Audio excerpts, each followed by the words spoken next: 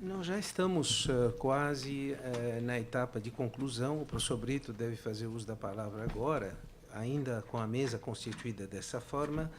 E, em nome dos presentes, eu quero agradecer os que fizeram uso da palavra. O professor Alexandre Sasaki trazendo para nós as principais causas do desequilíbrio financeiro causado.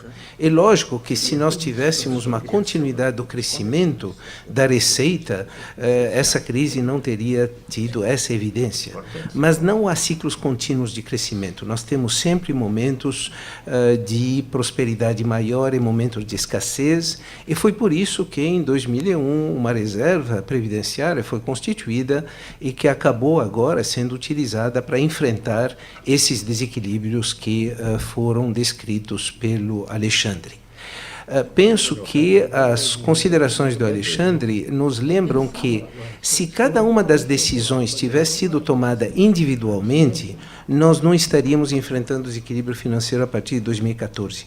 O fato de muitas decisões terem sido tomadas ao mesmo tempo e não ter havido uma avaliação do impacto cruzado delas é que, junto com a redução da receita, acabou criando essa situação de profundo constrangimento. Professor Varran nos apresenta, então, não só a análise no capítulo dele, mas também as medidas que foram tomadas e que foram tomadas pela instituição. Eu penso que nós estamos falando de períodos, estamos falando de uma instituição que é capaz de repensar os seus desafios e, a partir daí, decidir as suas prioridades que foram apresentadas. Professor Luque nos destacou a competição por recursos. E, portanto, precisamos tomar muito cuidado com aqueles que acreditam que a solução da universidade é pedir mais recursos para o Estado. Essa alternativa não existe, e qualquer decisão de pedir mais recursos, em primeiro lugar, vai afetar as outras áreas de educação que também precisam desses recursos, além da necessidade, então, e isso foi abordado pelo professor Goldenberg, de captar mais recursos. Mas aí existe uma questão de respeito. Respeito às várias áreas da universidade. Nós temos a universidade que o Sérgio Adorno descreveu, aquela que repensa a sociedade. Nós temos uma universidade que ajuda a competitividade do Brasil. Me refiro às áreas, por exemplo, das engenharias. Nós temos aquelas que têm uma preocupação profunda social, que é a área médica. É a mesma universidade, mas com áreas distintas. Se essas áreas não se respeitam, a busca de recursos nas especificidades das áreas fica muito mais difícil. E querer determinar que uma vai determinar seus padrões às outras torna muito mais difícil essa captação descentralizada. Eu me permitiria não chamar de periférico, porque na nossa universidade o centro está em toda parte, e, portanto, cada faculdade está no centro da universidade.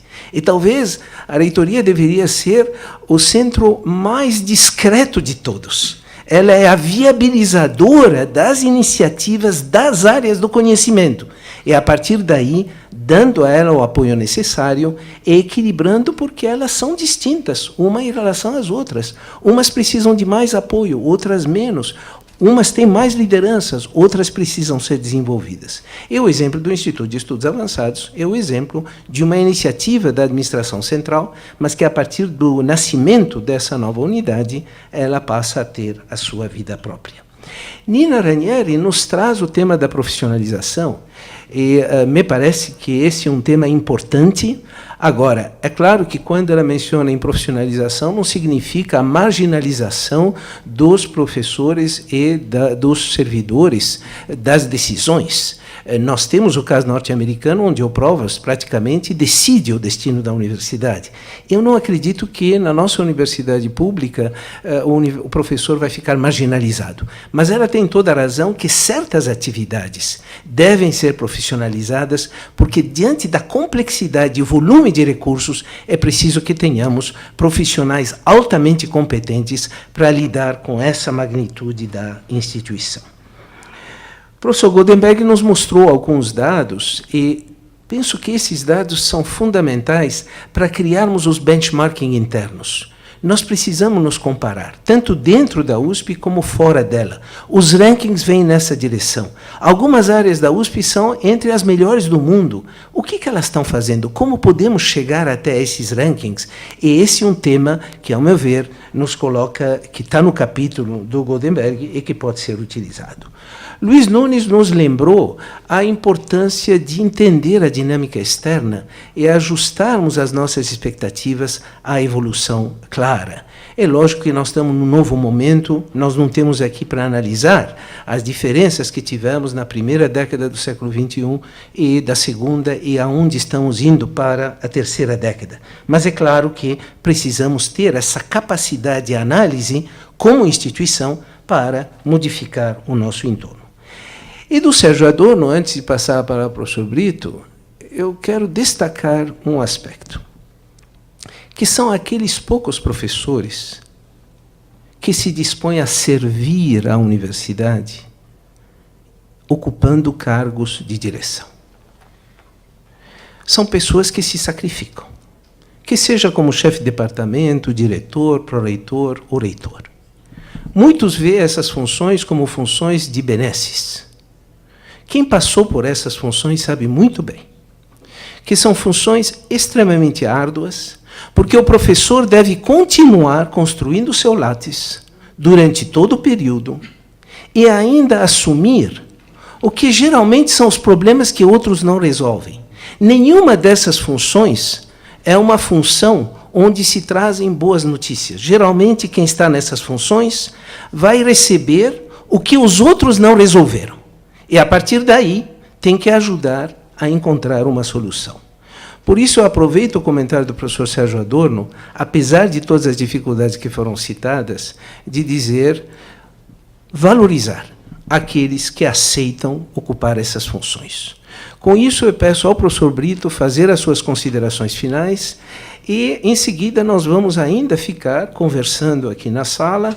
Depois nós temos o professor Plínio, que vai mencionar o lançamento do livro, e, em seguida, nós continuaremos convivendo assim informalmente no saguão da nossa congregação. Professor Brito.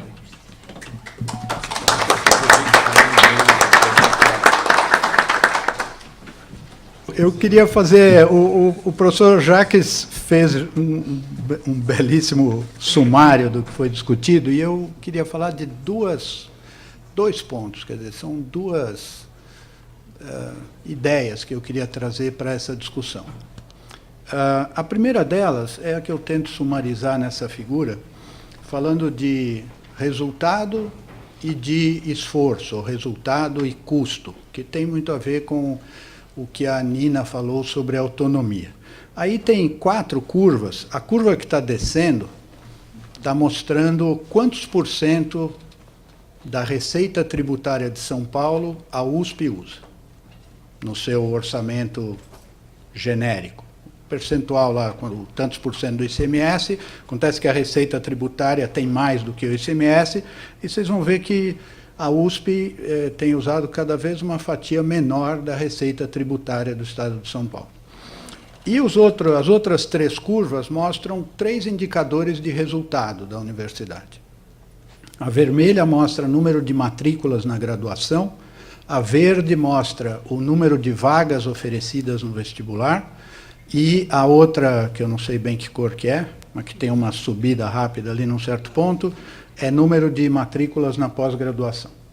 Então, vocês vejam, essa figura mostra que o regime de autonomia no qual a USP tem trabalhado desde 1990, mesmo sem ter algo que teria sido simples colocar ali, né, mas que não foi colocado, que é um contrato de gestão para estabelecer metas e alvos e melhoria de performance, de desempenho. Mesmo sem isso, a USP, e dá para fazer figura como essa para as outras 2 universidades estaduais de São Paulo, aumentou substancialmente o resultado que oferece ao contribuinte paulista.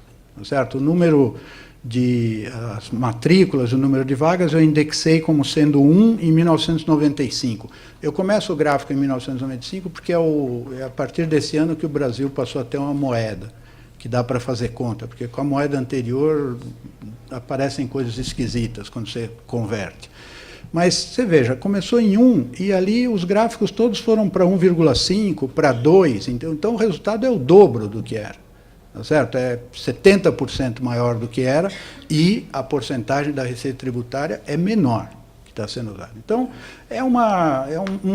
eu acho que é algo que a gente deveria ter em mente quando a gente faz essa discussão, porque sem olhar para isso, a gente fica pensando, a discussão fica negativa demais, sabe? Fica desastre, a crise, etc. E não foi um erro fazer autonomia para as universidades estaduais paulistas, foi um acerto, foi uma coisa a favor do contribuinte paulista e a favor do Brasil. Então, esse é um ponto. Eu diria que quem observa essa figura vê que as universidades não se furtaram a aumentar vagas, que é, digamos assim, o indicador mais visível lá de dentro do Palácio dos Bandeirantes. Tá certo?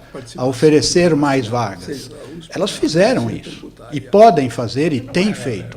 O que eu vejo, olhando de dentro da universidade, tendo sido reitor da Unicamp, num período em que o governo do Estado se relacionava bem com as universidades, eu tive reuniões com o governador Geraldo Alckmin e os outros 2 reitores. O governador vinha com o caderninho dele e a gente discutia com ele como fazer uma estratégia para as universidades poderem oferecer mais vagas. E ele adotava a estratégia e enviava uma mensagem para a Assembleia Legislativa para fazer um suplemento de orçamento de uma fração do que as universidades usavam para fazerem investimentos em capital que seriam necessários para ter mais vagas. Então, as universidades fazem isso, e fazem de bom grado. Que o Estado tenha adotado a estratégia, e aí eu comento o que o Luque falou, sobre expandir as FATECs, também foi algo que os 3 reitores, eu era um deles, propôs ao governo do Estado.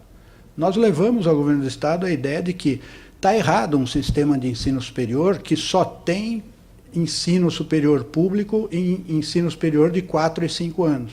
Nenhum país do mundo faz isso.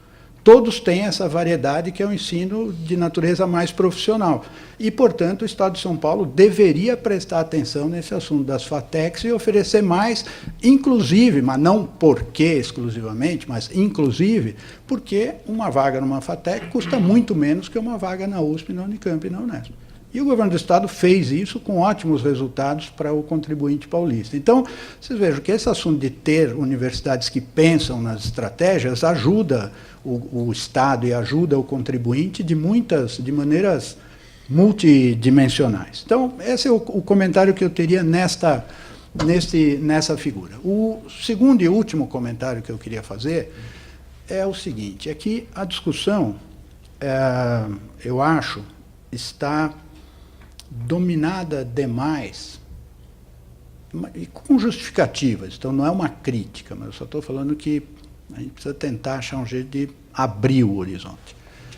Está dominado demais pelo assunto de reduzir custos. E é claro, porque quando você chega numa situação que você está gastando 120% do dinheiro principal dinheiro que você recebe, não tem dúvida que você precisa reduzir custos. Então, não estou criticando isso. Mas eu acho que nas universidades estaduais paulistas, e também na USP, portanto, a gente precisava incluir na discussão de que maneira que as universidades vão poder aumentar as receitas. E eu não estou falando de cobrar a mensalidade dos estudantes. Não é disso que eu estou falando. Estou falando de outras receitas, tá certo?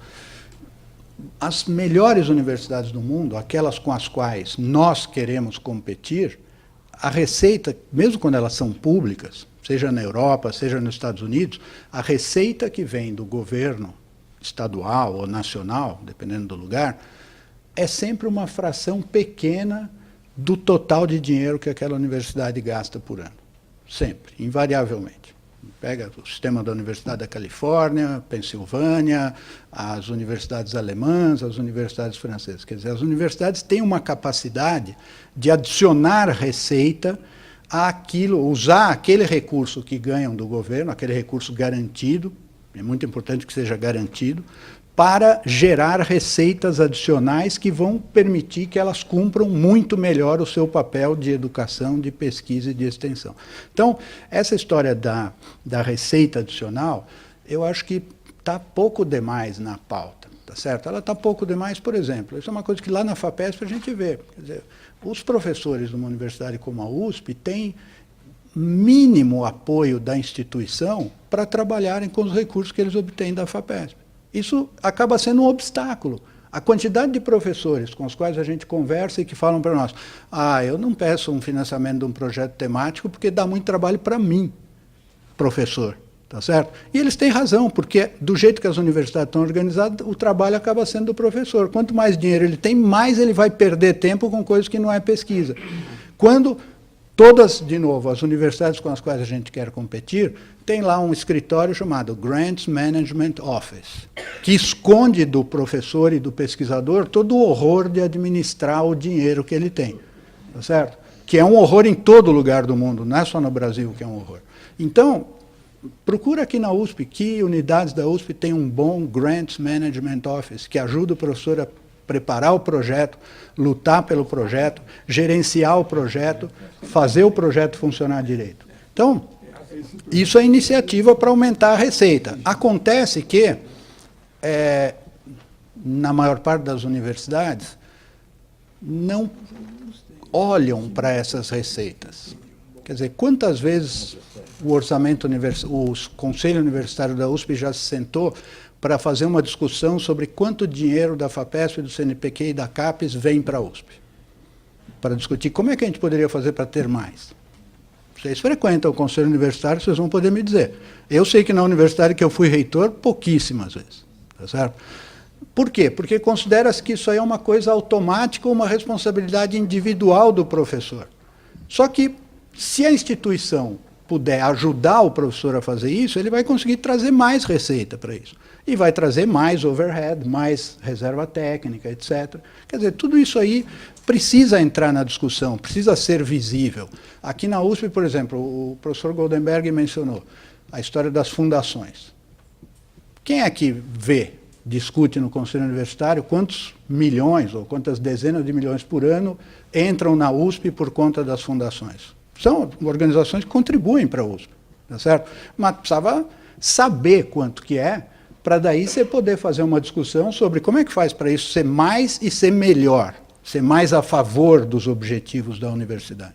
Então, eu acho que precisa entrar na pauta da discussão das nossas universidades públicas e das universidades aqui em São Paulo, o assunto de entender as receitas e achar a maneira de trabalhar para aumentar essas receitas. Não adianta só ficar cortando o custo e supondo que a única fonte de receita que tem é o governo do Estado, porque não é.